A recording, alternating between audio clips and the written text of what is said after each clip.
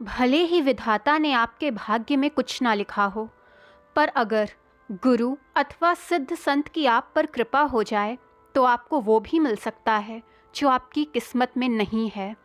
गुरु अथवा सिद्ध संत की कृपा से न केवल भाग्य का पूरा साथ मिलता है, बल्कि ग्रह नक्षत्रों का शुभ फल भी प्राप्त होने लगता है।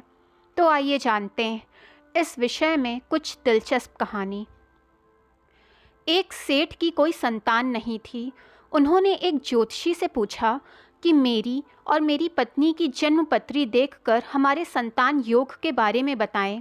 ज्योतिषी ने गणना करके बताया कि पिछले जन्मों में तुमने अपनी संतान को बहुत कष्ट दिए थे, इसीलिए इस जन्म में तुम्हें कोई संतान नहीं होगी। सेठ जी मायूस होकर ईश्वर की मर्जी मानकर वहाँ से चले जाते हैं।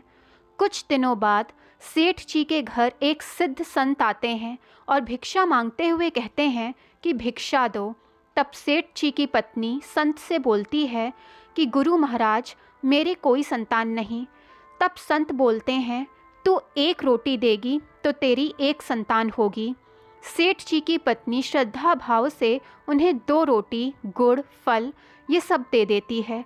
उससे प्रसन्न होकर सिद्ध संत ने हृदय से उसे आशीर्वाद दिया कि जाओ, तुम्हारे 2 संतान होंगी।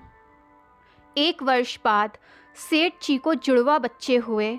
कुछ समय बाद ज्योतिषी जी का उधर से निकलना हुआ। सेठ जी के दोनों जुड़वा बच्चे घर के बाहर खेल रहे थे। उन्हें देखकर वे सेठ जी से पूछते हैं कि ये बच्चे किसके हैं।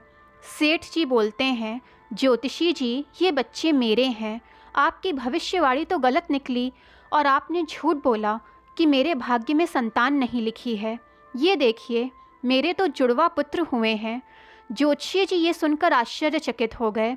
घर पहुंचकर ज्योतिषी जी ने अपनी पूरी ज्योतिष विद्या खंगाली और स्वप्न में अपने इष्ट से पूछा, प्रभु, आपने मुझे उस व्यापारी के सामने झूठा क्यों बना दिया? ग्रह नक्षत्रों की गणना के कथन अनुसार सेठ जी के इस जन्म में कोई संतान नहीं लिखी थी, फिर उन्हें 2 संतानें कैसे हो गईं? तब स्वप्न में ईश्वर उनसे कहते हैं, सेठ के पूर्व जन्म के बुरे कर्मों के कारण उसे इस जन्म में संतान नहीं होनी थी, क्योंकि मैं नियमों की मर्यादा से बंधा हूँ। लेकिन अगर मेरे किसी सच्चे संत, महात्मा, साधक ने कह दिया कि तुम्हें संतान होगी, तो उस समय मैं कुछ नहीं कर सकता, क्योंकि मैं संतों की मर्यादा से बंधा हूँ। मैं सिद्ध संतों, साधकों के वचन को काट नहीं सकता, मुझे उनकी बात रखनी पड़ती है। इसीलिए अगर तुम भी अपनी साधना के बल से उसे कह देते कि जा, तेरे संतान हो जाएगी, तो मुझे तुम्हारे वचनों की रक्षा के लिए अपनी मर्यादा को तोड़कर वो सब कुछ देना पड़ता जो उसके भाग्य में नहीं लिखा था।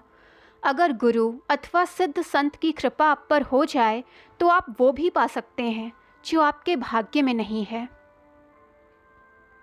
दोस्तों, स्टोरी पसंद आए तो चैनल को लाइक, सब्सक्राइब एंड शेयर करें ताकि चैनल की नोटिफिकेशंस आपको मिलती रहें।